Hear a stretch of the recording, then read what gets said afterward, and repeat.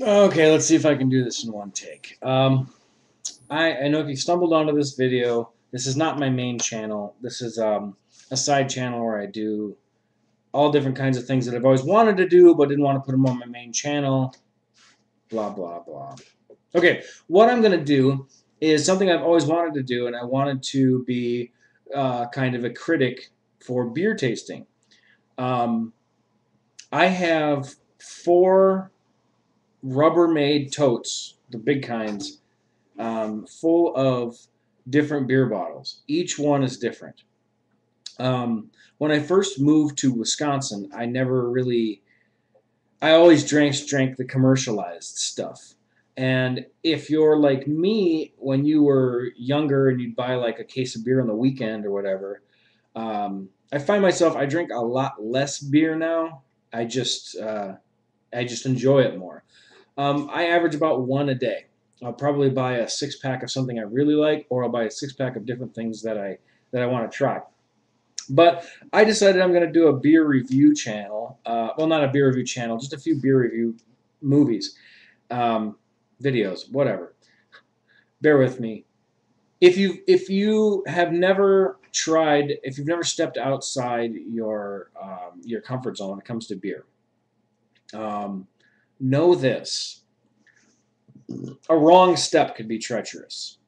For example, I've got a beer here. Let me tell you the story on this one. I got a chance to talk to the distributor of this beer that just came in, and it is called Hell Hath No Fury. Excuse me. The guy who brews this beer just got divorced for the second time, and on his last alimony payment, he brewed this beer. I know this because I just 10 minutes ago spoke with a distributor. I'll show you the label here. That woman is his ex-wife. The brewer is Bell's, and this right here, this type of is just an ale. Now, before I get into this, if you've never stepped outside of your comfort zone, like I said, it can be treacherous. The problem with beer makers is that there's really only a handful that advertise, and they're all light beers. Miller Lite, Bud Light, Coors Light. Yeah, I know there's some Corona or whatever else like that. But if you step outside of that and you just randomly pick a beer, some of them are very hoppy and very bitter. Some of them can be very dark. And the darkness of the beer, you could pour a beer and it could be black like Guinness, but it may not taste like Guinness. Um, but if you've never tried a beer before and you're used to light beers, start out with a wheat beer. Um, or the Germans call it a Weiss beer. Um, Start out with one of those. They're sweeter beer. They're not as bitter as like a pale ale. For those of you who are professionals, who are professional tasters and things like that, I really only have 2 beer glasses. I know that I don't. You're supposed to have a specific beer glass for specific beer. But I only have one, so just bear with me. I don't have porter glasses. I don't have. Um, I have a Weiss glass. Is really all that I have.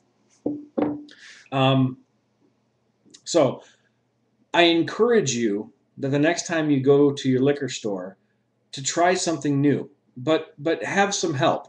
Go to the person at the counter or whatever and tell them, I want to try something new, but I'm a little scared because I've tried some shit and it's been terrible. I mean, it's like burned my tongue. And there's some wicked stuff out there because when it comes to brewing beer, there's no holds barred. People brew beers with raisins. I had one called Rocky's Revenge, where this beer was this really thick ale and it was stored in bourbon barrels. And so you got a taste of bourbon afterwards. And it was the taste of that beer I describe as like being slapped in the face by a beautiful woman. You hate it and you love it at the same time because it was like, that stings, but I like it. Um, so I'm gonna give you a little. I'm gonna give you a little history on beer here before I get into the review. I'll do. I tell you what. What I'm gonna do. This is a camera upload, so I'm going to review this beer in the next one, which is gonna be right after this. Um, no, change that. I don't want to. I don't want to redo this whole thing. Um, I'll give it a little bit. I'll tell you what, we're just going to review this now. Sorry. I'm not, like I said, this is my main channel. I'm just kind of screwing around, and as I keep doing this, it'll get better. So, the first thing we're going to look at is the color. Color doesn't always have a lot to do with flavor. I mean, stouts are very, very black in color.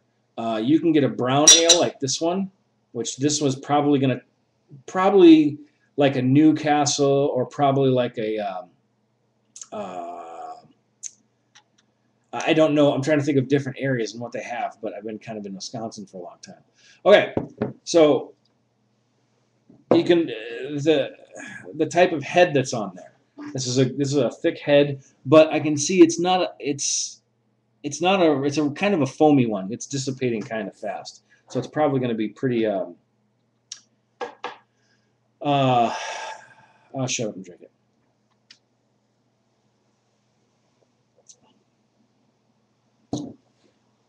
Wow, this one is not.